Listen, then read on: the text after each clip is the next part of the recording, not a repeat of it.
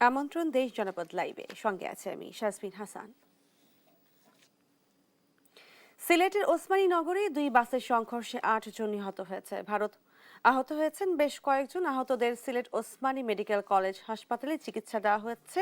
সেখানে আছেন সহকর্মী খালেদ আহমেদ, সরাসরি যুক্ত হচ্ছেন তিনি। খালেদ, কিভাবে ঘটলো এই দুর্ঘটনা এবং আহতদের অবস্থা কেমন দেখছেন?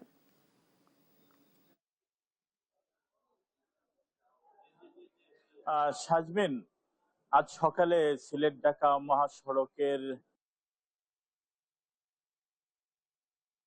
ঘটনাস্থলে 7 জন এবং Sylhet MAG Usmani medical college হাসপাতালে চিকিৎসাধীন অবস্থায় একজন মারা যান।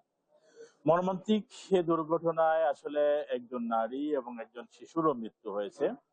জাইফা ইসলাম নামে 4 বছর বয়সী শিশুটি কিন্তু এই উসমানী মেডিকেল কলেজ হাসপাতালে নিয়ে আসার পর তার মৃত্যু হয়। জাইফার বাড়ি ঢাকার বিক্রমপুর এলাকায়, তবে তারা সিলেটের দক্ষিণ সুরমার চণ্ডীপুল এলাকায় বর্তমানে বসবাস করতেন এবং এই ঘটনায় অন্তত 20 থেকে 25 জন আহত হওয়ার খবর আমরা পেয়েছি। এখানে যারা আহত হয়ে এসেছেন তাদের সাথে কথা বলেছি। একই পরিবারের 5 জন ছিলেন, যাদের বাড়ি আসলে ঢাকার বিক্রমপুরে। এই পরিবারের যে শিশুটি আসলে এই হাসপাতালে আসার পর চিকিৎসাধীন অবস্থায় মারা যায় এবং তার বাবা মা সহ পরিবারের তার আরো ভাই বোন, তারা 4 জন আসলে গুরুতর আহত হয়েছেন। তাদের চিকিৎসা কিন্তু এখানে চলছে। একই সাথে আপনাকে যদি বলি যে ঢাকাগামী যে বাসটি ছিল বেঙ্গল পরিবহন এবং সিলেটগামী ইউনিক পরিবহনের বাস, এই দুটি বাসের মুখোমুখি সংঘর্ষের ঘটনা ঘটে সিলেটের উসমানীনগর উপজেলার দয়ামির ইউনিয়নের খাসিখাপন এলাকায় এবং এই এলাকায় প্রায়ই সড়ক দুর্ঘটনার খবর আমরা পাই। কিছু আসলে যাত্রীবাহী একটি পিকআপ, অর্থাৎ পরিবহন ঢালাই শ্রমিকবাহী একটি পিকআপের সড়ক ঘটনায় অনেকেই কর্মকর্তা মোহাম্মদ আনিসুর রহমানের সাথে আমরা কথা বলেছিলাম। তিনি জানিয়েছেন যে সিলেট থেকে ইউনিক পরিবহনের ঢাকাগামী ইউনিক বাস এবং ঢাকা থেকে বেঙ্গল পরিবহনের একটি বাস মুখোমুখি হলে ওভারটেকিং করতে গিয়ে নিয়ন্ত্রণ হারিয়ে দুটো গাড়ি আসলে খাদে পড়ে যায়। পুলিশ ও ফায়ার সার্ভিসের কর্মীরা ইউনিক পরিবহনের বাস থেকে তাৎক্ষণিক 7 জনের লাশ উদ্ধার করেন এবং আহত 13 জনকে এই বাস থেকে তারা প্রাথমিক অবস্থায় উদ্ধার করে হাসপাতালে পাঠান। তবে এখানে এসে উসমানী হাসপাতালে কর্মরত পুলিশ সহ সংশ্লিষ্টদের সাথে কথা বলে আমরা জানতে পারলাম যে অন্তত 20 থেকে 25 জন আহত ব্যক্তি আসলে এখানে নিয়ে আসা হয়েছে এবং আপনাকে যদি বলি যে নিহতদের মধ্যে শুধুমাত্র এই শিশুটির পরিচয় আমরা পেয়েছি, যে আসলে ঢাকার বাসিন্দা, কিন্তু তারা বর্তমানে তার পরিবার সিলেটের চণ্ডীপুল এলাকায় বসবাস করেন। বাকিদের পরিচয় আমরা এখনো পাইনি। সুরতহাল রিপোর্টের জন্য আসলে লাশগুলো এখানে নিয়ে আসা হয়েছে। আর আমরা যেমনটি জানলাম যে শুক্রবার সকাল 7:15টার দিকে মূলত সিলেটের নগরী থেকে প্রায় 22 কিলোমিটার দূরে উসমানীনগর থানা এলাকায় এই দুর্ঘটনা ঘটে। আমরা যারা ঘটনাস্থলে ছিলেন, যারা আহত হয়েছেন তাদের সাথে আমরা কথা বলেছি। তারা জানিয়েছেন যে আসলে হঠাৎ করেই তারা বুঝতে পারেন যে দুটি বাসের মুখোমুখি সংঘর্ষ হয়েছে। এরপরে আসলে তারা অনেকটা সেন্সলেস অবস্থায় ছিলেন। তারা বুঝতে পারেননি কারা তাকে উদ্ধার করেছে, কারা তাকে নিয়ে এসেছে। আমরা হাইওয়ে পুলিশ, ফায়ার সার্ভিস সহ সংশ্লিষ্টদের সাথে কথা বলে জানতে পেরেছি যে যারা আহত হয়েছেন গুরুতর আছেন এর মধ্যে 4 থেকে 5 জন। তাদের মধ্য থেকে আসলে মৃত্যুর সংখ্যাও বাড়তে পারে। তো এই ছিল সিলেট থেকে মর্মান্তিক সড়ক দুর্ঘটনার খবর নিয়ে আমার কাছে সর্বশেষ তথ্য। সাজমিন। ধন্যবাদ খালেদ। সিলেটে ভয়াবহ মর্মান্তিক দুর্ঘটনা ঘটেছে, সেই বিষয়ে বিস্তারিত জানাচ্ছিলেন সহকর্মী খালেদ আহমদ। এখনো কমেনি হামির সংক্রমণ, সেই সঙ্গে বাড়ছে মৃতের সংখ্যাও। এদিকে বর্ষা মৌসুম হওয়ায় প্রতিদিন বাড়ছে ডেঙ্গু আক্রান্ত রোগীর সংখ্যা। রাজধানীর হাম ডেঙ্গু পরিস্থিতি জানাতে মহাখালী ডিএনসিসি হাসপাতাল থেকে সরাসরি যুক্ত হচ্ছেন সহকর্মী এইচ হিমেল। হাসপাতালে রোগীদের ভিড় কেমন দেখছেন জানাবেন। শাজমিন, এই মুহূর্তে ডিএনসিসি হাসপাতালে সামনে অবস্থান করছি। আমরা যেটা দেখছি যে রাজধানী জুড়ে এখনো কিন্তু হামের যে রোগীরা তারা আক্রান্ত কিন্তু আসছেন, যথেষ্ট চাপ কিন্তু এখনো রয়েছে। সেই সাথে ডেঙ্গু আক্রান্তও কিন্তু রোগীরা রয়েছে। যদি দেখায় ঠিক পিছনে সকাল থেকে আমরা এই হাসপাতালে পর্যবেক্ষণ করছি, সকাল থেকে কিন্তু রোগীরা আসছে হামের উপসর্গ নেই, অনেকে সরাসরি অনেকের হামও হয়েছে, তারাও কিন্তু এসেছেন। আমরা যে দৃশ্যটি দেখতে পাচ্ছি, আমরা স্বাস্থ্য অধিদপ্তরের যে প্রতিদিনের রিপোর্ট দেখছি 1000-এর আশেপাশে রোগী আক্রান্ত হচ্ছে এবং সেই সংখ্যার ঘিরে কিন্তু রাজধানীতে চাপ কিন্তু এখনো বেড়ে চলেছে। জেলা শহরগুলোতে আসলে প্রাথমিক ট্রিটমেন্ট করার পর আসলে যখন পরিস্থিতি খুব জটিল হয়, ঝুঁকিপূর্ণ অবস্থা দাঁড়ায়, তখনই কিন্তু আসলে রাজধানীতে আসার চেষ্টা করেন রোগীরা এবং স্বজনরা। সেই ক্ষেত্রে আসলে জটিল রোগীরা আসলে রাজধানীতে এখন আসছে এবং রাজধানী শুধু ডিএনসিসি নয়, অন্যান্য হাসপাতালেও কিন্তু হামের কিন্তু যথেষ্ট চাপ কিন্তু এখনো রয়েছে। সেই সাথে মৃত্যুর সংখ্যা কিন্তু রয়েছে। গতকাল আমরা দেখেছি স্বাস্থ্য অধিদপ্তরের যে রিপোর্ট দিয়েছে, গত 24 ঘন্টায় অর্থাৎ গতকাল কিন্তু 6 জন মারা গিয়েছে। এ নিয়ে এই 4.5 মাসে কিন্তু হামে 850-850-র অধিক কিন্তু মানুষ মারা গিয়েছে হামে। অন্যদিকে ডেঙ্গু আক্রান্ত, যেহেতু বর্ষা মৌসুম চলছে, ডেঙ্গুর প্রকোপ কিন্তু বেড়েই চলেছে। 1500-র অধিক মানুষ কিন্তু ডেঙ্গুতে ইতিমধ্যে আক্রান্ত হয়েছে এবং 59 জন কিন্তু এই চলতি বছরে ডেঙ্গু আক্রান্ত হয়ে মারা গিয়েছে। আমরা যেটি দেখেছি গত 5 মাসে অর্থাৎ চলতি বছরের জানুয়ারি থেকে মে মাস পর্যন্ত কিন্তু 5 থেকে 6 জন মারা যায়। তবে জুন জুলাই এই 2 মাসে কিন্তু মারা যায় প্রায় 50 জনের উপরে। অর্থাৎ ডেঙ্গুর যে প্রকোপ সেটি কিন্তু বেড়ে চলেছে, অন্যদিকে মৃত্যুর সংখ্যাও কিন্তু বেড়ে চলেছে। তবে ডেঙ্গুর যে মৃত্যু সেই সংখ্যাটি আমরা যেটি দেখেছি যে গত বছরে ঠিক এই সময়ে যে অবস্থা বিরাজ করেছিল তার থেকে কিন্তু অনেকটাই কম, অর্থাৎ প্রায় 50% ডেঙ্গু আক্রান্ত সংখ্যা এবং প্রায় 50% মৃত্যুর সংখ্যা কিন্তু কমেছে এই বছরে। যেহেতু মার্চ মাস থেকে আসলে ডেঙ্গুর প্রস্তুতি নেওয়া হয়েছিল, সেই জায়গা থেকে কিন্তু ডেঙ্গু আক্রান্ত এবং মৃতের সংখ্যা কিন্তু আমরা কম দেখেছি। তবে স্বাস্থ্য দপ্তর বলছে যে কোনোভাবেই আসলে মৃত্যু কাম্য নয়। সেই জায়গা থেকে আসলে ডেঙ্গু রোগীদের একই রকম ওষুধ দিয়ে কিন্তু তাদের চিকিৎসা দেওয়া হচ্ছে। আমরা যদি দেখছি যে ডিএনসিসি হাসপাতালে রোগীরা আসছেন, টিকিট কাটছেন এবং ভিতরে শিশুদের দেখাচ্ছেন, যেটি সবচেয়ে এখানে বেশি ভালো চিকিৎসা যদি বলা হয়। এখানে কিন্তু 3টি লেয়ারে আসলে পরীক্ষা করে আসলে আক্রান্ত রোগীদের চিকিৎসা দেওয়া হয়। যাদের ডেঙ্গুর উপসর্গ রয়েছে তবে ডেঙ্গু হওয়ার সম্ভাবনা কম, তাদেরকে কিন্তু প্রাথমিক ট্রিটমেন্ট দিয়ে বাড়ি পাঠানো হচ্ছে। অন্যদিকে যাদের আসলে ডেঙ্গুর র্যাশ চলে এসেছে ইতিমধ্যে, তাদেরকে কিন্তু ভর্তি নিচ্ছেন এই হাসপাতাল কর্তৃপক্ষ। অন্যদিকে যারা আসলে ঝুঁকিপূর্ণ, যাদের শ্বাসকষ্ট থেকে শুরু করে নিউমোনিয়া হওয়ার সম্ভাবনা রয়েছে বা নিউমোনিয়া হয়েছে, এই ধরনের পরিস্থিতি যে শিশুদের ঘটছে তাদেরকে কিন্তু আইসোলেট করা হয়েছে, অর্থাৎ এইচডিওতে কিন্তু রাখা হয়েছে। এরকম 3টি লেয়ারে কিন্তু আসলে এই হাসপাতালে চিকিৎসা দেওয়া হচ্ছে। আমরা যেটা দেখছি যে এই হাসপাতালে কিন্তু রোগীরা এখনো আসছেন। তবে শুধু এই ডিএনসিসি হাসপাতাল নয়, রাজধানী জুড়ে রাজধানী মুগদা হাসপাতাল, ঢাকা মেডিকেল হাসপাতাল, শিশু হাসপাতাল, এমনকি সোহরাওয়ার্দী হাসপাতাল, সব হাসপাতালেই কিন্তু আসলে হাম রোগীদের কিন্তু চাপ রয়েছে। অন্যদিকে ডেঙ্গু বর্ষা হয় কিন্তু ডেঙ্গু রোগীদেরও চাপ রয়েছে। রাজধানীর হাম ডেঙ্গুর পরিস্থিতি এই ছিল আমার কাছে সর্বশেষ। সাজমিন। ধন্যবাদ হিমেল। মহাখালী ডিএনসিসি হাসপাতাল থেকে ডেঙ্গু ও হামের পরিস্থিতি নিয়ে জানাচ্ছিলেন সহকর্মী এইচ হিমেল। সারা দেশের মতো মুন্সিগঞ্জে বেড়েছে ডেঙ্গু রোগীর সংখ্যা। প্রতিদিনই আক্রান্তের সংখ্যা বাড়ছে। চিকিৎসা দিতে হিমশিম খাচ্ছে চিকিৎসকরা। এই নিয়ে আরো জানাচ্ছেন সহকর্মী সুমিত সরকার সুমন। সুমন, ডেঙ্গুতে আক্রান্ত হয়ে বর্তমানে হাসপাতালে কতজন রোগী ভর্তি আছেন? শাজমিন, ধন্যবাদ আপনাকে। আসলে আপনি যেমনটি বলছেন, মুন্সিগঞ্জে হামের প্রকোপ কিছুটা কমলে কিন্তু যেহেতু বর্ষা মৌসুম শুরু হয়েছে, সেই সাথে কিন্তু ডেঙ্গুর প্রকোপ কিন্তু দিন দিন বেড়ে চলছে। মুন্সিগঞ্জ, আমি যে হাসপাতালটিতে দাঁড়িয়েছি, মুন্সিগঞ্জ 250 শয্যার জেনারেল হাসপাতাল। এই হাসপাতালে কিন্তু চলতি বছরে কিন্তু প্রায় 890 জন রোগী কিন্তু ডেঙ্গুতে আক্রান্ত হয়ে এই হাসপাতালে চিকিৎসা নিয়েছেন। গত গত মাসে কিন্তু প্রায় 5 শতাধিক রোগী কিন্তু একেবারে আসলে ডেঙ্গুতে আক্রান্ত হয়ে ভর্তি হয়েছেন। পাশাপাশি এখন কিন্তু এই হাসপাতালে 70 জন রোগী কিন্তু এই হাসপাতালে চিকিৎসা নিচ্ছেন এবং এখানকার স্থানীয়রা কিন্তু বলছে, চিকিৎসা নিতে আসা রোগীর স্বজনরা কিন্তু বলছে যে সাধারণ রোগী কিন্তু আসলে ডেঙ্গু রোগীর পাশেই কিন্তু আসলে চিকিৎসা নিচ্ছেন। এতে করে কিন্তু তারা আসলে আসলে তারা কিন্তু আসলে সংশয় প্রকাশ করছে যে এই ডেঙ্গু রোগীর যে মশারি ছাড়াও কিন্তু এই রোগী চিকিৎসা দিচ্ছেন, ফলে কিন্তু সাধারণ রোগীরা কিন্তু আসলে যে তারা কিন্তু ভয়ে রয়েছেন, এবং মুন্সিগঞ্জ জেনারেল হাসপাতালে যেই ওয়ার্ডগুলি রয়েছে সেখানে কিন্তু নোংরা আবর্জনার পাশেই কিন্তু তাদের কিন্তু চিকিৎসা নিচ্ছে। এই কারণে কিন্তু এখানকার রোগীরা কিন্তু সংকট আছেন। তো এই ছিল আমার কাছে মুন্সিগঞ্জ জেনারেল হাসপাতাল থেকে ডেঙ্গুর সবশেষ খবর। ধন্যবাদ সুমন। মুন্সিগঞ্জ থেকে ডেঙ্গু পরিস্থিতি নিয়ে জানাচ্ছিলেন সহকর্মী সুমিত সরকার। সুমন, দেখছেন দেশ জনপদ লাইভ।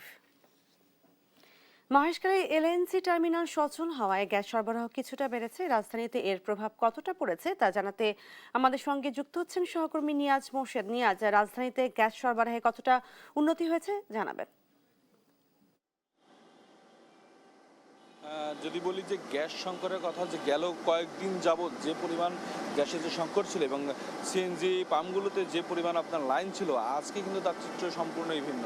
একটু দেখাই যে আমার পেছনে আপনি যদি দেখেন যে সিএনজি লাইনটা মাত্র 4-5টা সিএনজি কিন্তু এখানে এসে আপনার গ্যাস নিচ্ছে, তবে খুব বড় একটা লাইন কিন্তু এই পাম্পে নেই। এবং আমরা সকাল থেকে কয়েকটা সিএনজি পাম্পে আমরা গিয়েছি এবং প্রত্যেকটা পাম্পের চিত্রই একই দেখেছি এবং কোনো পাম্পেই খুব বেশি লাইন নেই এবং মাত্র কয়েকটা সিএনজি এবং গাড়ি যেগুলো প্রাইভেট কার রয়েছে সেগুলো মাত্র তার সংখ্যাও কম। এবং সবাই বলছে যে আজকে আসলে গ্যাসের চাপটা বেশ বেশি আছে, প্রেশারটা, এবং সেই কারণে তাদের বেশি বেগ পেতে হচ্ছে না। এবং সেই সাথে যদি একটু বলি যে আপনার এই যারা সিএনজি গ্যাস নিতে যারা আসছেন সবাই বলছেন যে আজকে তারা চাহিদা মতো গ্যাস পাচ্ছেন এবং কোনো ধরনের কোনো আজকে ভোগান্তিতে পড়তে হচ্ছে না। এবং যে দীর্ঘ সারি আমরা দেখেছি গেল কয়েকদিন যাবৎ, সেই সারিটি কিন্তু আজকে নেই। এবং সেক্ষেত্রে যদি একটু বলি যে কেউ বলতেছেন যে আজকে যেহেতু ছুটির দিন, এর আগে যদিও একদিন অফিস ছিল, তার আগে একদিন ছুটি ছিল এবং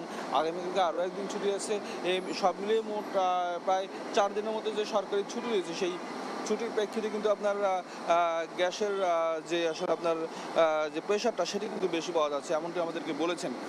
যদি একটু কথা বলি যে কী অবস্থা, গ্যাসের প্রেশার আছে? প্রেশার এখন তো দেখা যায় না, লদন খুললে বোঝা যাবে। মানে গ্যাস কি পাচ্ছেন? ভোগান্তি আছে? আজকে শুক্রবারে পাওয়া যাচ্ছে, এর আগে তো পাওয়া যায়নিও। দীর্ঘ 4 ঘন্টা 3 ঘন্টা 5 ঘন্টা পর্যন্ত সময় লাগছে। আজকে তো কোনো ভোগান্তি নেই না, আজকে 5 মিনিটের ভিতরে পাম্পে ঢুকে গেছি। ভাই, গ্যাসের প্রেশার আছে? প্রেশার নাই, প্রেশার খুব কম। তাই গ্যাস দিতে পারতেছেন? মোটামুটি দিতে পারতেছি, অল্প বন্ধ করে করে দিচ্ছে।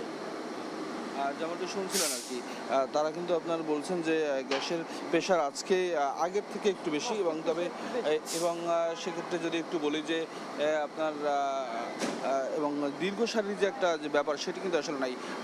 আজকে কোনো ভোগান্তি পাওয়া যাচ্ছে? গ্যাসের কোনো সমস্যা হয়নি, আগে কয়েকদিন সমস্যা ছিল। সেই সমস্যার কারণে আমরা 5 ঘন্টা সিরিয়ালের দাঁড়ায় পিসিনদার করতে একটু পয়সা ভাড়া বেশি নিচ্ছি, ঠিক আছে, কিন্তু আমাদের 5 ঘন্টা 6 ঘন্টা সময় গেছে গ্যাসের জন্য। তার জন্য আমরা কিছুই করতে পারি না, বাড়িতে যে কিছু নিমু তাও পারি না। আজকে ঠিক আছে মোটামুটি? ঠিক আছে মোটামুটি, ইনশাল্লাহ, আল্লাহ। যেমনটি শুনছিলেন যে আজকে যারা গ্যাসটিতে আসছেন তারা আসলে বেশ স্বস্তি তারা গ্যাস দিতে পারছেন এবং সিএনজি পাম্পগুলোতে আজকে যে প্রেশার আছে তাতে তাদের চাহিদা মতো গ্যাস দিতে পারছেন, এমনটি আমাদেরকে বলছেন যারা পাম্পের কর্তৃপক্ষ তারা। এবং সব মিলিয়ে কিন্তু সবাই আশঙ্কা করছে যে আগামী রবিবারে আসলে কি হয় সেটি আসলে দেখার বিষয়। এবং রবিবার যদি সরকারি অফিস আদালত খুলবে সেক্ষেত্রে আসলে আপনার তখন আসলে গ্যাসের চাপটা কেমন থাকে সেটি আসলে দেখার বিষয়। এই ছিল আমার কাছে সর্বশেষ। ধন্যবাদ নিয়াজ। রাজধানীতে গ্যাস সরবরাহ নিয়ে জানাচ্ছিলেন সহকর্মী নিয়াজ মোর্শেদ। গ্যাস সরবরাহ পরিস্থিতি জানাতে ময়মনসিংহ থেকে আরো জানাচ্ছেন সহকর্মী মাহমুদুল হাসান মিলন ও গাজীপুর থেকে সহকর্মী মাহমুদুল হাসান।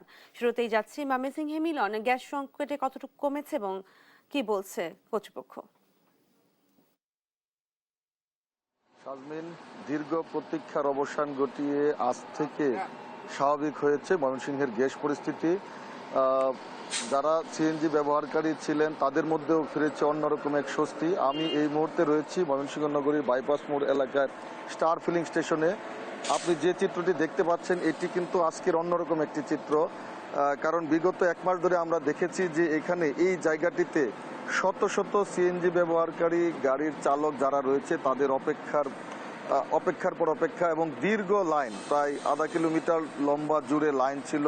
এই এলাকাতে সিএনজি চালিত যে গাড়িগুলো রয়েছে সেগুলোর সবার অপেক্ষা একটাই ছিল, সিএনজি পাওয়া।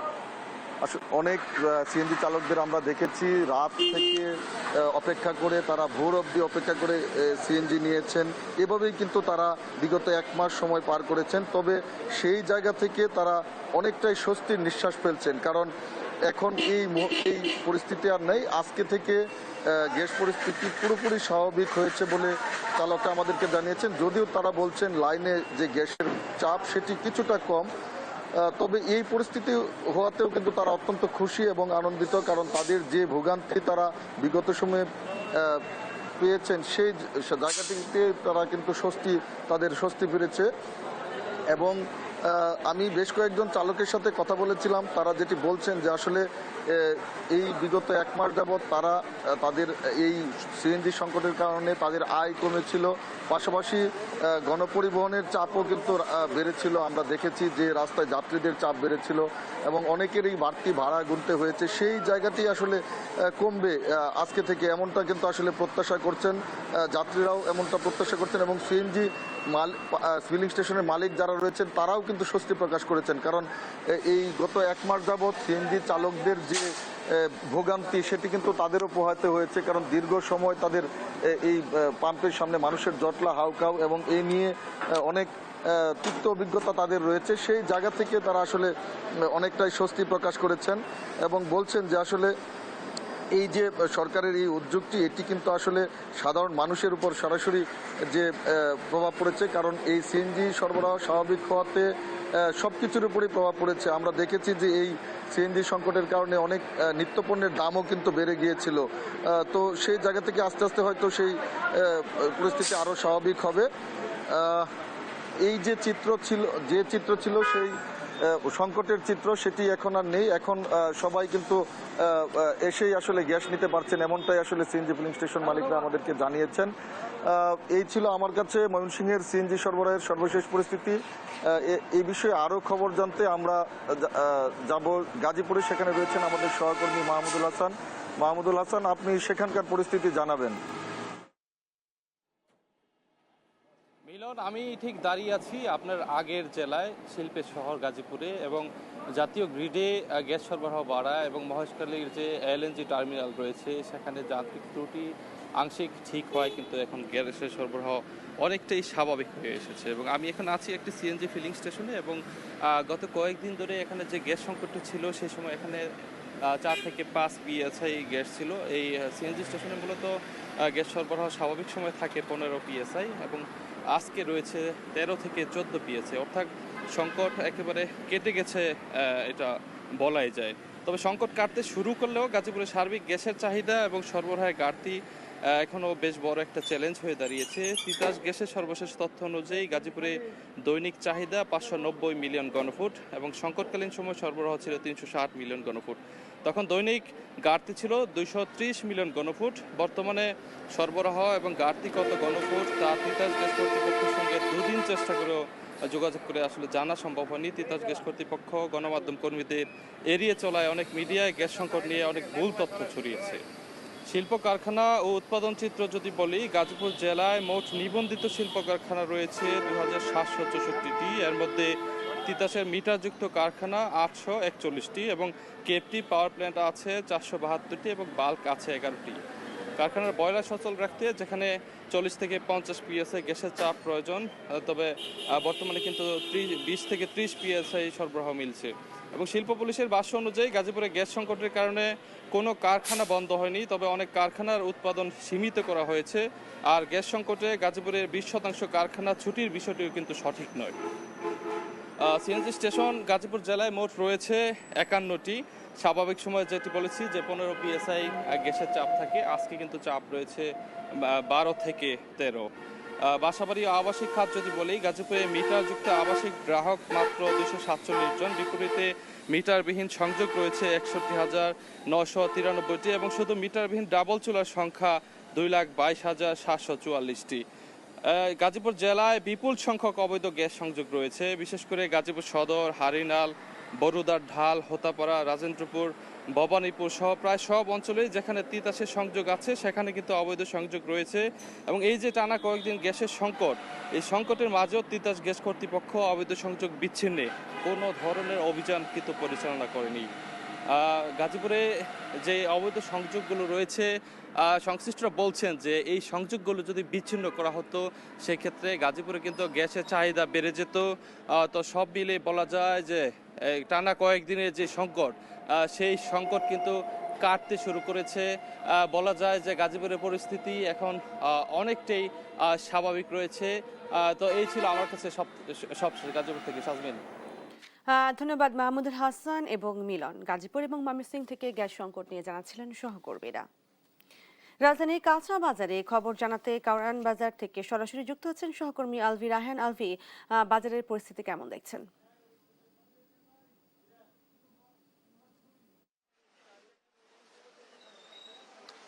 আসলে ছুটির দিন আর ছুটির বাইরের দিন সব দিন আসলে একই অবস্থা যাচ্ছে, কোনো পরিবর্তন দেখছেন না। আসলে বাজারের কিনতে আসা যত গ্রাহকরা রয়েছেন তারা আসলে, আমি যদি আমার পিছনে একটু দেখে, আমরা কিছুক্ষণ আগেই কিন্তু কাঁচা বাজারে ছিলাম, সেখানে যে ঊর্ধ্বমুখী দাম গত সপ্তাহের তুলনায় কিছুটা কমলেও এখনো মানুষের নাগালের বাইরে রয়েছে। আমরা সেই জিনিসটি তাদের কাছ থেকে জানতে পেরেছি। এখন আমরা মুদির দোকানে এখানে এসে দেখলাম যে এখানেও কিন্তু আসলে কোনো কিছুরই দাম তেমন কম বা স্বল্প পরিমাণে আমরা দেখতে পাচ্ছি না। তবে মশলার যে ব্যাপারটা, জিরা যেটা দেখেছিলাম সেটা গত সপ্তাহের তুলনায় কিছুটা কমেছে, তবে মোটামুটি আর যা আছে সব একই রকম থাকলেও মোদির যে ব্যাপারটা সেটা হচ্ছে আমরা দেখেছি যে কোনো কিছু না কমে সবকিছু আগের থেকে কিছুটা বেড়েছে, আবার কিছুটা আগের মতো রয়েছে। তবে এখনো অনেকে বলছেন তাদের যেই নির্ধারিত একটা দাম বা যেই মূল্য প্রয়োজন সাধারণ মানুষের জন্য সেটা তারা এখনো পাচ্ছেন না। তবে আমি এখানে একজনের সাথে একটু কথা বলবো। আসলে সবকিছু মিলিয়ে কাঁচা বাজার, তারপরে এই যে মুদি বাজার, সবকিছু বাজার করছেন, কতটুকু আসলে দাম কেমন আছে বা কিনতে কতটুকু কষ্ট হচ্ছে বা ঠিকঠাক কিনতে পারছেন কিনা? জি জি, আসলে তো আমাদের একটা সার্টেন বাজেটের মধ্যে চলতে হয়। তো এখানে যে জিনিসটা আমরা দেখতে পাচ্ছি যে এখন যে বাড়ার যে ট্রেনটা এখনো পর্যন্ত ওই রকম ভাবে কমেনি, কিছু কিছু আইটেম মতো কমেছে, কিন্তু বেশিরভাগ আইটেমই আপনার দাম আমাদের ধরাছোঁয়ার বাইরে। এই যে কিছু আইটেম একটু কমেছে আপনি বললেন, যে কমে যাওয়ার পরেও কি আসলে নাগালের মধ্যে এসেছে কিনা? বা এখনো পর্যন্ত ওরকম আসেনি, তবে এক সময় যে প্রচন্ড বেড়ে গিয়েছিল তার চেয়ে কিছুটা হয়তো ওই হয়েছে কিছু কিছু আইটেমে। এখন এই বাড়তি দাম বা বাড়তি যে ব্যাপারটা রয়েছে এটার জন্য আপনারা কি করছেন? এটার জন্য আসলে কিভাবে? আমরা যেটা করছি, হয়তো কম প্রয়োজন যেগুলো সেগুলো হয়তো আমরা কাটছাট করছি, আবার যেগুলো বেশি প্রয়োজন সেগুলো হয়তো আইটেম কিছুটা কমিয়ে নিচ্ছে। আসলে শুনলেন যে তাদের যেই ভোগান্তির অবস্থা, তাদের যেই এখানকার কেনার যেই প্রয়াস, সেই জিনিসটা আসলে তারা তাদের যে চাহিদা সেটা পুরোপুরি মেটাতে না পেরে তারা কিন্তু তাদের যেই তাদের কেনার যে পরিমাণ সেটা কিছুটা কমিয়ে দিয়েছে। এবং যেটা আগে হচ্ছে তারা 1 কেজি নিত, সেটা এখন হাফ কেজি নিতে হচ্ছে। এবং তবে একটি বিষয় হচ্ছে যে গত সপ্তাহের তুলনায় কাঁচা সবজির দাম কিছুটা নাগালের মধ্যে বা কিছুটা কমলো, এখনো কিন্তু নাগালের মধ্যে একদম পুরোপুরি এসেছে এমনটি কিন্তু কেউ বলছেন না। তবে যারা বিক্রেতা রয়েছেন তারা কিন্তু বলছেন যে গত সপ্তাহের তুলনায় কমেছে, আরো কমার সম্ভাবনা আছে সামনে। এমনটি ছিল আসলে আজকের বাজারের সর্বশেষ তথ্য। ধন্যবাদ আলভি। রাজধানীর বাজার পরিস্থিতি নিয়ে জানাচ্ছিলেন সহকর্মী আলভি রায়হান। সাপ্তাহিক ছুটির দিনে চট্টগ্রামের বাজারে আগুন, মাছ, মাংস ও শাকসবজি সহ বেড়েছে নিত্যপণ্য সবকিছুর দাম। এ নিয়ে আরো জানাতে যুক্ত হচ্ছেন সহকর্মী AKM নাজিম। নিত্যপণ্যের দাম নিয়ে ক্রেতা ও বিক্রেতারা কি বলছেন?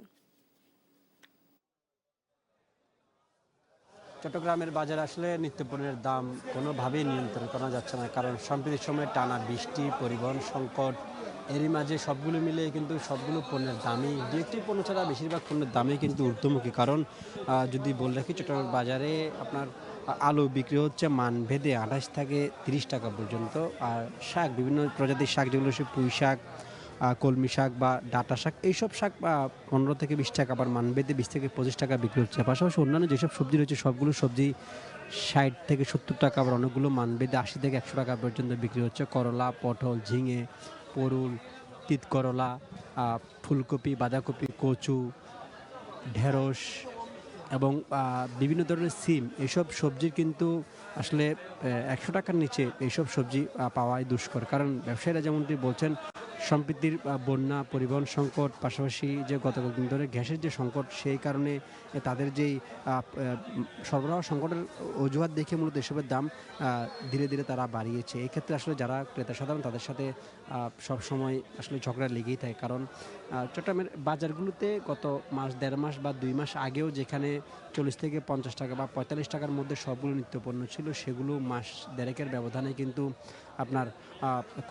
কোনো কোটিতে ৩০ থেকে ৪০ টাকা, আবার কোনোটিতে ৫০ থেকে ৬০ টাকা পর্যন্ত বেড়েছে। হঠাৎ করে এক একটি পণ্যতে ১০ থেকে ১৫ টাকা করে বেড়ে যাওয়ার কারণে আসলে ভোক্তা সাধারণদের মাঝে এক ধরনের মিশ্র প্রতিক্রিয়া দেখা দিচ্ছে। কারণ বন্যা পরবর্তী পরিস্থিতি সরবরাহ সঠিক থাকলেও বা ভোক্তা অধিকার সংরক্ষণ উত্তর থেকে বলা হলেও সরবরাহ সঠিক থাকলেও কিন্তু বিভিন্ন অজুহাতে এসব নিত্যপণ্যের দাম কিন্তু ধীরে ধীরে বাড়ানো হচ্ছে। আর যদি সামুদ্রিক মাছের কথা বলি, এখানে সামুদ্রিক যেসব মাছ রয়েছে সবগুলো মাছই কিন্তু আসলে 450 থেকে 500 টাকা, আবার মানভেদে 550 টাকা পর্যন্ত বিক্রি হচ্ছে। কারণ তারাও এই যে বন্যার অজুহাতে বা আবহাওয়া খারাপ থাকার কারণে সাগর থেকে মাছ সরবরাহ করতে না পারার কারণে তারা বলছেন যে এসবের দাম বাড়তি। পাশাপাশি দেশীয় যেসব মাছ রয়েছে রুই, কাতলা, মৃগেল, কালীবাউস সহ অন্যান্য মাছ রয়েছে সেগুলোরও কিন্তু দাম মোটামুটি বাড়তি বলা যায়। কারণ 400 থেকে 450 টাকা, আবার মানভেদে 500 টাকা পর্যন্ত এসব মাছ বিক্রি হচ্ছে। কারণ এই বাজারে যেসব মাছ রয়েছে রুই, কাতলা, মৃগেল, কালীবাউস এসব মাছের দাম আসলে বাড়তি। এইখানে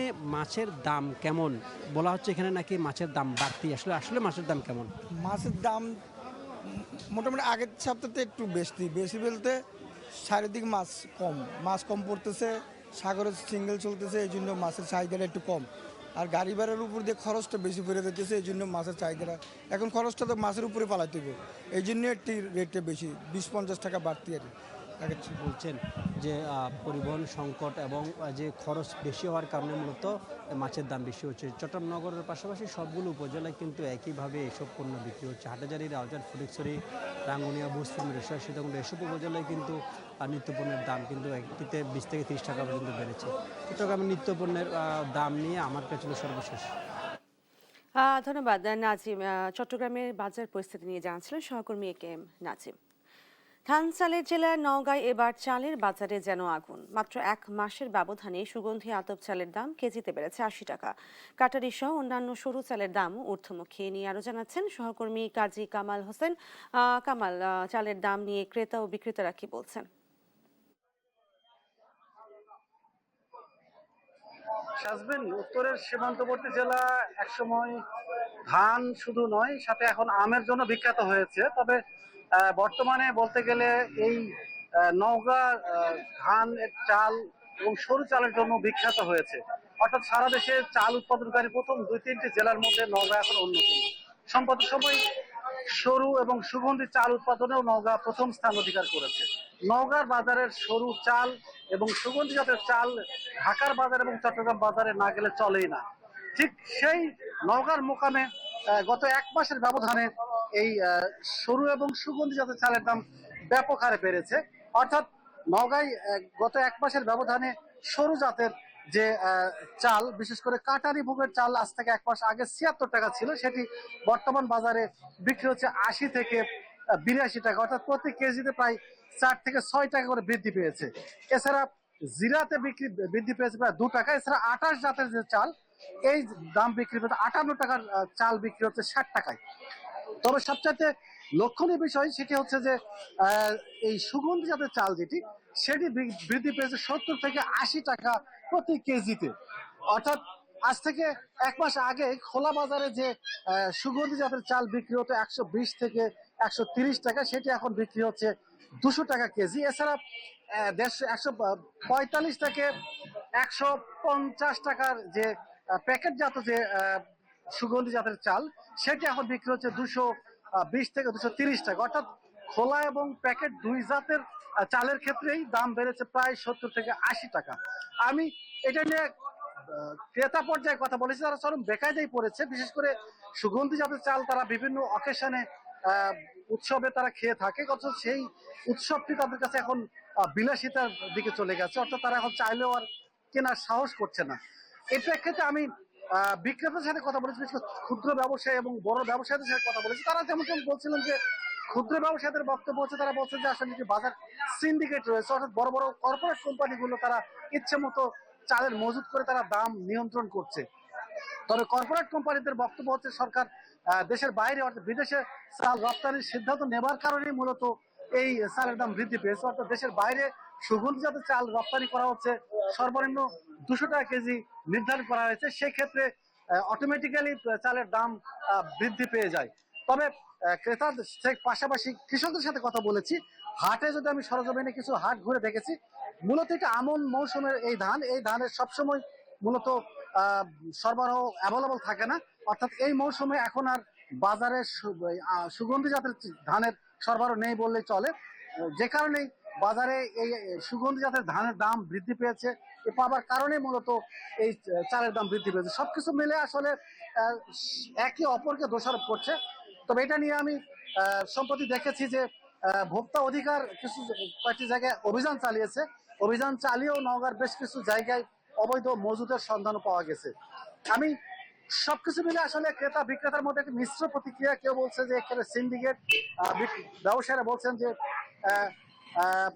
চালকল মালিক অথবা আড়তদার অথবা মজুতদারদের কারণে মূলত চালের দাম বৃদ্ধি পেয়েছে। তো মোটামুটি এই প্রেক্ষাপটে ক্রেতারা জানিয়েছেন যে আসলে বাজার মনিটরিং সহ তদারকি করা দরকার এবং বাজারের অবৈধ মজুতদারদের বিরুদ্ধে শক্ত হাতে পরিস্থিতি নিয়ন্ত্রণ না করলে বাজার আরো বেশি হয়ে যেতে পারে, এমনটি জানিয়েছেন ক্রেতা সাধারণত। নওগাঁর চালের বাজার নিয়ে আমার কাছে মোটামুটি এমনটি ছিল সর্বশেষ তথ্য। ফিরছি স্টুডিওতে, সাজমিন। ধন্যবাদ কামাল। নওগাঁয় চালের দাম বাজার নিয়ে জানাচ্ছিলেন সহকর্মী কামাল হোসেন। বগুড়ার ইরুলিয়ায় বগুড়া নওগাঁ আঞ্চলিক মহাসড়কে শাহ ফাতে আলী বাস নিয়ন্ত্রণ হারিয়ে 7 জন নিহত হয়েছেন। আহতদের শহীদ জিয়াউর রহমান মেডিকেল কলেজ হাসপাতালে চিকিৎসা দেওয়া হচ্ছে। সেখানে আছেন সহকর্মী সঞ্জু রায়, সরাসরি যুক্ত হচ্ছেন তিনি। সঞ্জু, কিভাবে ঘটলো এই দুর্ঘটনা? আহতদের অবস্থা কেমন দেখছেন? সাজদিন, আজ বগুড়া নওগাঁ আঞ্চলিক মহাসড়কে সকালে ঘটা যে মর্মান্তিক সড়ক দুর্ঘটনা, সেই সড়ক দুর্ঘটনায় কিন্তু পর্যায়ক্রমে মৃত্যুর মিছিলে যোগ হচ্ছে এক একটি প্রাণ। বগুড়া শহীদ জিয়াউর রহমান মেডিকেল কলেজ হাসপাতালে যে 15 জন গুরুতর আহত অবস্থায় ভর্তি ছিল, সেখান থেকে কিন্তু একের পর এক আসলে মৃত্যু অথবা গুরুতরভাবে অসুস্থ হওয়ার খবর আমরা পাচ্ছি।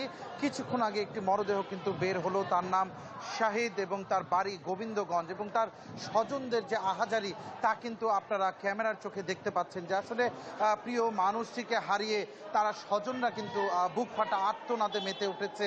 আজকে সকালে ভোর 5টার দিকে আসলে ঢাকা থেকে নওগাঁগামী যাত্রীবাহী শাহ ফাতে আলী পরিবহন দ্রুতগামী এই বাসটি নিয়ন্ত্রণ হারিয়ে প্রথমে মোটরসাইকেলে ধাক্কা দেয়, এরপরেই কিন্তু বৈদ্যুতিক খুঁটিতে আঘাত দিয়ে সেইখানে কৃষি শ্রমিকদের ওপরে বাসটি তুলে দেয়। আসলে বগুড়া এরুলিয়া এলাকা, যেখানে কিন্তু প্রতিদিন শ্রমিকের হাট বসে, সেই শ্রমিকের হাটেই বগুড়া সহ আশেপাশের জেলাগুলো রংপুর গাইবান্ধা থেকেও কিন্তু শ্রমিকরা আসে।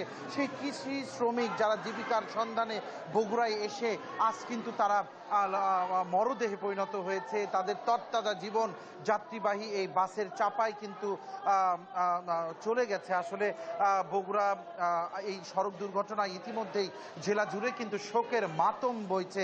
আরেকটি বিষয় জানিয়ে রাখি সাজদিন, এই ঘটনার পরপর কিন্তু স্থানীয়রা পুরো 5 থেকে 6 কিলোমিটার এলাকা জুড়ে কিন্তু তারা সড়ক অবরোধ করে রাস্তায় গতিরোধক নির্মাণের জন্য, এবং সাথে সাথে কিন্তু তাৎক্ষণিক সড়ক বিভাগের পক্ষ থেকে গতিরোধক নির্মাণের কাজও কিন্তু শুরু হয়েছে এবং যান চলাচল ধীরে ধীরে স্বাভাবিক হচ্ছে। কিছুক্ষণ আগে বগুড়া শহীদ জিয়াউর রহমান মেডিকেল কলেজ হাসপাতালে বগুড়া জেলা প্রশাসক এবং বগুড়া জেলা পুলিশের প্রতিনিধি দল কিন্তু তারা এসেছিল। বগুড়া জেলা প্রশাসক জনাব মোহাম্মদ তৌফিকুর রহমান আমাদেরকে যেটি জানিয়েছেন যে হাসপাতালের যে ডেথ সার্টিফিকেট, এখন পর্যন্ত হাসপাতালের হিসাব অনুযায়ী 5 জনের ডেথ সার্টিফিকেট দেয়া হয়েছে, কিন্তু স্পট থেকে যাদের মরদেহ নিয়ে যাওয়া হয়েছে তাদের পরিসংখ্যান আসলে সজীবেগ হাসপাতালে নেই। এখন পর্যন্ত 7 জনের নিহতের খবর পাওয়া গেছে, এটা কিন্তু স্থানীয় সূত্রে এবং সজীবেগ হাসপাতালের সূত্র ধরে। পাশাপাশি বগুড়া জেলা প্রশাসক আরেকটি বিষয় জানিয়েছে যে আহতদের সার্বিক চিকিৎসার দায়িত্ব কিন্তু সরকার নিবে। পাশাপাশি নিহতদের পরিবারের যে সরকারি আইন অনুযায়ী যে ক্ষতিপূরণের ব্যবস্থা রয়েছে তা কিন্তু জেলা প্রশাসন এটি সমন্বয় করবে। আসলে মৃত্যুর মিছিলে যখন যোগ হচ্ছে এক একটি তাজা প্রাণ, প্রাণ, তখন কিন্তু আসলে স্বজনদের যে শোকের মাতম, সেই শোকের মাতমে কিন্তু ভারী হয়ে উঠেছে বগুড়া সজিমিকের চারিপাশ। আসলে তার সকলের কান্না, যে শ্রমিক, যে কৃষি শ্রমিকগুলো পরিবারের মুখে একটু ভাত তুলে দেওয়ার জন্য প্রতিদিন নিজ নিজ বাড়ি থেকে বগুড়ার এরুলিয়াতে আসে, সেখান থেকে সাধারণ মানুষরা কেউ ধান রোপণের জন্য, কেউ বা গৃহস্থের কাজ করার জন্য কিন্তু এই শ্রমিকদেরকে দিন চুক্তিতে ভাড়ায় নিয়ে যায়। সেই শ্রমিকদের কিন্তু আজকে সড়ক দুর্ঘটনায় এই মর্মান্তিক মৃত্যুতে আসলে সকলেই হৃদয়ে কিন্তু রক্তক্ষরণ হয়েছে। আমরা একটু চেষ্টা করব এখানে কথা বলার জন্য, কথা বলছি, একটু কথা বলি, একটু জানার চেষ্টা করবো। যত আসছিল সব মানুষই বেশিরভাগই মারা গেছে। আমরা 4-5 জন স্পটে মারা যাওয়া দেখছি, আর অনেকগুলো গায়ের লোক এক্সিডেন্ট আছে, খামছে। আপনার কেউ এখানে মারা গেছে কিনা বা আহত আছে কিনা? আমার এখানে আহত রোগী আছে, দেখতে পাচ্ছি। আপনি কখন খবর পেয়েছেন? সকাল 5:30 7:30। আমার বাড়ির সামনেই। হ্যাঁ, কি দেখলেন? দেখলাম যে ওই বললো হুন্ডা বাঁচানোর জন্য ওই গাড়ি ব্রেক করছে, ওই হুন্ডা বাঁচানোর জন্য ওই গাড়ি ঘুরে গাড়ি ব্রেক ফেলে গেছে। ফেলে ওই যে কামলা কিসের ছিল ওইগুলো মনে করেন সবই মারা গেছে। বেশি মারা যান 4-5 জন ওখানে উসপাটি মারা গেছে। আর অনেক লোক হাতে মেডিকেল আসছে, তাই আমি আমার ভাত নিয়ে আমার রুগী দেখতে পাচ্ছি এটুকে। আর ওই জায়গাটায় আমরা একটু ভিতরে প্রবেশ করেছি। এইখানে আমি বগুড়া সদর থানার অফিসার ইনচার্জ জনাব ইব্রাহিম আলীকে দেখতে পাচ্ছি। জনাব ইব্রাহিম, আপনি ঘটনাস্থলে গিয়েছিলেন, এখন পর্যন্ত আসলে কি দেখতে পেলেন? কতজনের মৃত্যুর খবর আপনারা পেয়েছেন? জি, আপনাকে ধন্যবাদ। ঘটনাস্থলে গেছিলাম, ঘটনাস্থলেই 3 জনের লাশ দেখতে পেয়েছিলাম, আর হাসপাতালে 4 জন মারা গেছে। এখন পর্যন্ত আমার কাছে যে সংবাদ, তাদের মোটে এই ঘটনায় 7 জন মারা গেছে। আচ্ছা, যান চলাচল স্বাভাবিক হয়েছে কিনা? জি, যান চলাচল স্বাভাবিক হয়েছে। এখন যান চলাচল স্বাভাবিক করে আমি হাসপাতালে আসছি। সড়ক দুর্ঘটনায় আসলে যারা সম্পৃক্ত ছিল, দোষী কোনো যানবাহনকে আপনারা আটক করেছেন কিনা? যাদের দোষী তাদেরকে আইনের আওতায় আনার জন্য কোনো পদক্ষেপ আপনারা নিচ্ছেন কিনা? জি, যে গাড়ির দ্বারা অ্যাক্সিডেন্ট হয়েছে সেই গাড়িকে আমরা আটক করেছি, আমাদের হেফাজতে আছে। আমরা এই প্রক্রিয়া শেষ করে, হাসপাতালের প্রক্রিয়া শেষ করে আমাদের কাছে লিখিত কেউ অভিযোগ দিলে আমরা যে সড়ক পরিবহন আছে ওই ধারায় মামলা নিয়ে আইনগত ব্যবস্থা গ্রহণ করবো। সাজদিন, আপনি শুনছিলেন যে আসলে বগুড়া সদর থানার অফিসার ইনচার্জ যেটি জানাচ্ছিল যে আসলে ইতিমধ্যেই কিন্তু সেই ঘাতক বাসটিকে কিন্তু বাসটি জব্দ করা হয়েছে, পাশাপাশি যারা দোষী তাদেরকে কিন্তু আইনের আওতায় আনার জন্য চেষ্টা করা হচ্ছে। এখানে একজন স্বজন কিন্তু আসলে বুক ফাটা আর্তনাদ করছেন। আসলে তারা যারা হারিয়েছে নিজের মানুষকে, তারাই বোঝেন যে এই কষ্টটা কতটুকু। আপনার কে নিহত হয়েছে? সকালবেলা কখন বের হয়েছিল বাড়ি থেকে? সকালবেলা 8টার সময় রাস্তা পার হতে, আমি তো অত কিছু দেখিনি। আমার ভাই সাথে আসলো। সাজদিন, আপনি শুনছিলেন যে আসলে তিনি যেটি বলছিলেন যে আসলে প্রতিদিনের মতো আজকেও জীবিকার সন্ধানে কিন্তু তার স্বজন কিন্তু এখানে এসেছিলেন বগুড়া এরুলিয়াতে। সেখানেই দিন মজুরি হিসেবে কাজ করার উদ্দেশ্যে পরিবারের মুখে দুটি ভাত তুলে দেওয়ার জন্য জীবিকার সন্ধানে যে মানুষগুলো আজকে এসেছিলেন, সেই কৃষি শ্রমিকদেরই লাশ কিন্তু রয়েছে সজিমেক হাসপাতালের মর্গে। একের পর এক পরিবারের কাছে লাশগুলো হস্তান্তর করা হচ্ছে এবং বগুড়া সদর থানা পুলিশের যারা রয়েছে তারা যেটা জানাচ্ছেন যে এই ঘটনায় দোষীদের কাউকে ছাড় দেওয়া হবে না। জেলা প্রশাসন যেটি জানাচ্ছে যে যারা নিহত রয়েছে তাদেরকে সরকারিভাবে ক্ষতিপূরণ দেওয়ার পাশাপাশি আহতদের সুচিকিৎসা নিশ্চিত করা হবে। সাজদিনে বগুড়া সজিমেক হাসপাতাল থেকে মর্মান্তিক এই সড়ক দুর্ঘটনা নিয়ে এখন আমার কাছে এটি ছিল সর্বশেষ। ধন্যবাদ সঞ্জু। বগুড়ায় মর্মান্তিক সড়ক দুর্ঘটনা হয়েছে এবং সেই বিষয়ে বিস্তারিত জানাচ্ছিলেন সহকর্মী সঞ্জু রায়। দেখছেন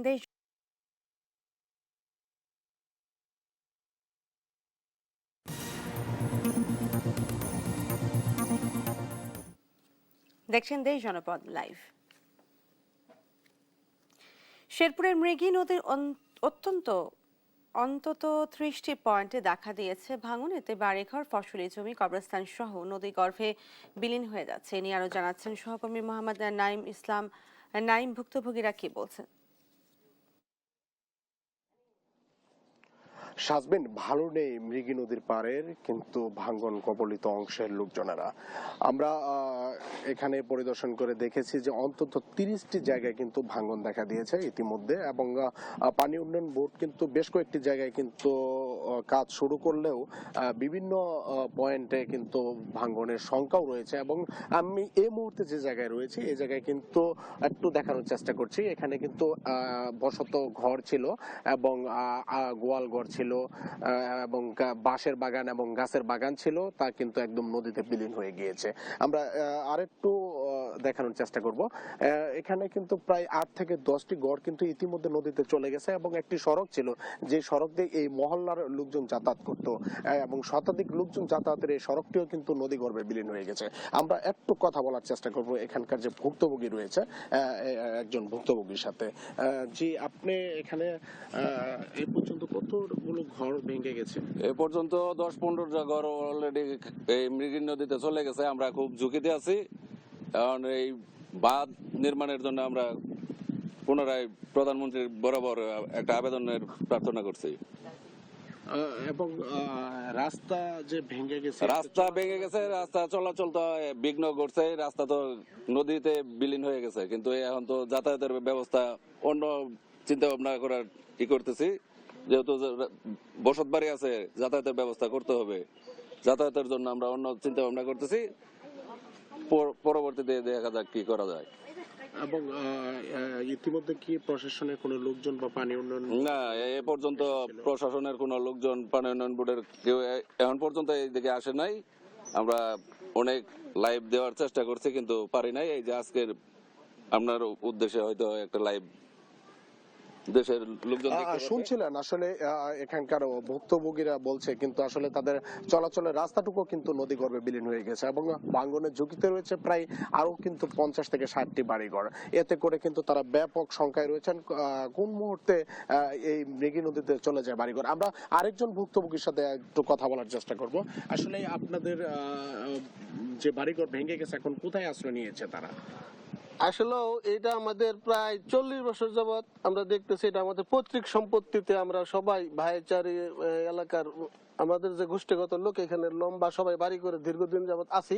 জি, আপনারা শুনছিলেন আসলে কিন্তু তারা দীর্ঘদিন ধরে এখানে বসবাস করে আসছিলেন। হঠাৎ এবার কিন্তু এই পাহাড়ি ঢলের পানিতে কিন্তু মৃগী নদীর এই মুবারকপুর এবং কালীগঞ্জ অংশে কিন্তু ভাঙ্গন দেখা দিয়েছে। তাদের দাবি দ্রুত যেন পানি উন্নয়ন বোর্ড এবং সংশ্লিষ্ট দপ্তরগুলো যেন তাদের সহযোগিতা করে।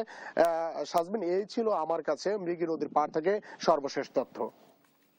ধন্যবাদ নাইম। মৃগী নদীতে অন্তত 30টি পয়েন্টে ভাঙন দেখা দিয়েছে এবং সেই বিষয়ে বিস্তারিত জানাচ্ছিলেন সহকর্মী নাইম ইসলাম। টেলিভিশন এডিটস কাউন্সিল আয়োজিত টেকসই গণতন্ত্রে গণমাধ্যমের ভূমিকা শীর্ষক সেমিনারে কথা বলছেন তথ্যমন্ত্রী জহিরুদ্দিন স্বপন। সরাসরি চলে যাচ্ছে সেখানে।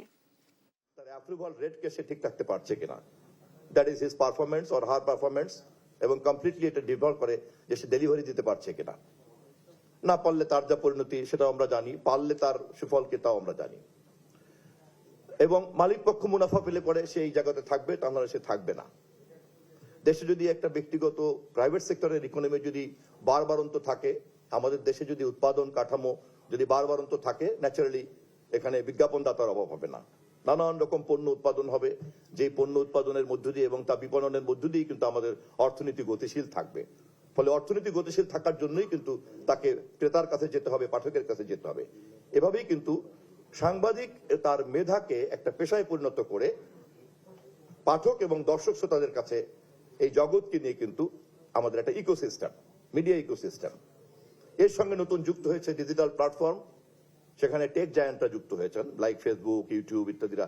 টেক জায়ান্টরা একটা পার্টনার হয়ে দাঁড়িয়েছেন এবং তারা এতই শক্তিশালী যে পৃথিবীর ক্ষমতাবান অনেক রাষ্ট্রনায়করাও কিছুই করতে পারেন নাই, বরঞ্চ পাল্টা টেক সার্ভার তাকে জন্ম দিতে হয়েছে।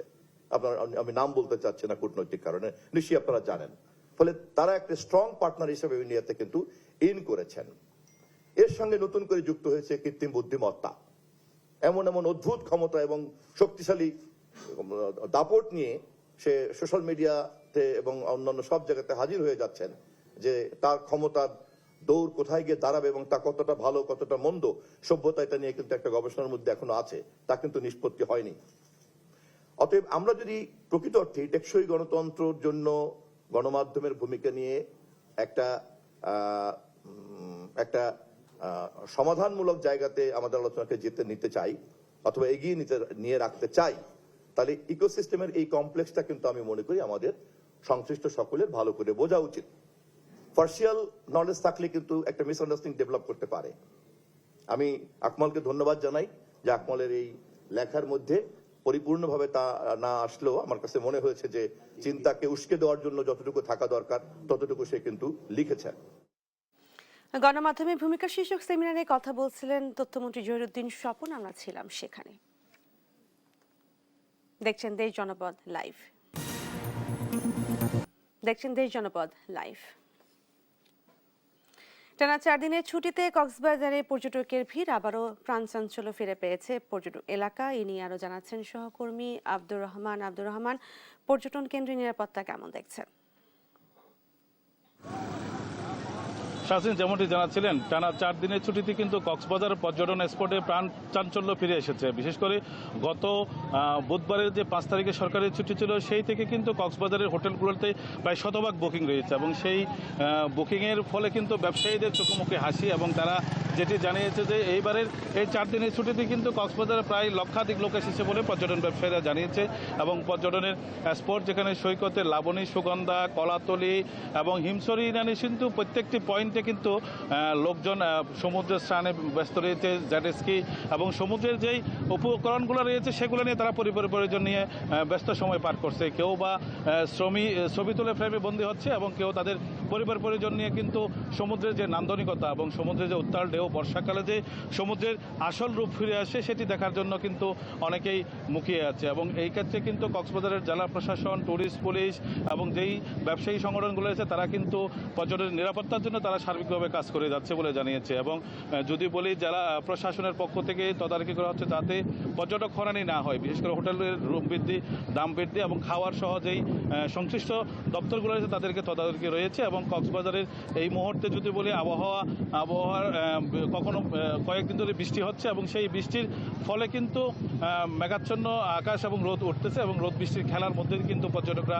তারা নানাভাবে তাদের আনন্দ উপার্জনের ভাগাভাগি করতেছে। এবং কক্সবাজারের যেই সৈকতের হোটেলগুলো রয়েছে সেখানে কিন্তু সন্ধ্যাকালীন নানা বিনোদনের ব্যবস্থা রয়েছে। এবং পর্যটকরা যেটা জানিয়েছে, তারা যখন ঘুরতে আসে এবং তাদের যে সমুদ্র স্নান ছাড়া অন্য কোনো বিনোদন ব্যবস্থা থাকে না এবং তারা সেই বিনোদন ব্যবস্থা বাড়ার জন্য এবং যাতায়াত যেই বিষয়টা রয়েছে সেটা যদি অনেকটা ঝামেলা মুক্ত করা যায়, সেটি যদি হয়, সেটি যদি তারা আরও বলেছেন যে তাদের বিনোদনের ব্যবস্থাগুলো বাড়ানো এবং যেই রেল লাইন এবং বিমানবন্দরের যে হঠাৎ দাম বৃদ্ধি হয় এগুলো যদি তদারকি হয়। এবং কক্সবাজার সমুদ্র স্নানে কিন্তু গত কয়েকদিনে প্যারাসেলিং এবং সুইমিং পুল সহ বিভিন্ন জায়গায় কিন্তু মানুষের মৃত্যু হয়েছে এবং এটার তদারকি যাতে মানুষ ঘুরতে এসে লাশ হয়ে না ফিরে, এই বিষয়টি নিয়ে কিন্তু তারা তাদের যেই আক্ষেপ সেটি হলো যে একটা পর্যটন মন্ত্রণালয়ের একটি তদারকি টিম দরকার, যেখানে মানুষ তাদের তথ্যগুলো জানাতে পারবে, তাদের অভিযোগগুলো জানাতে পারবে এবং ব্যবসায়ীদের যেই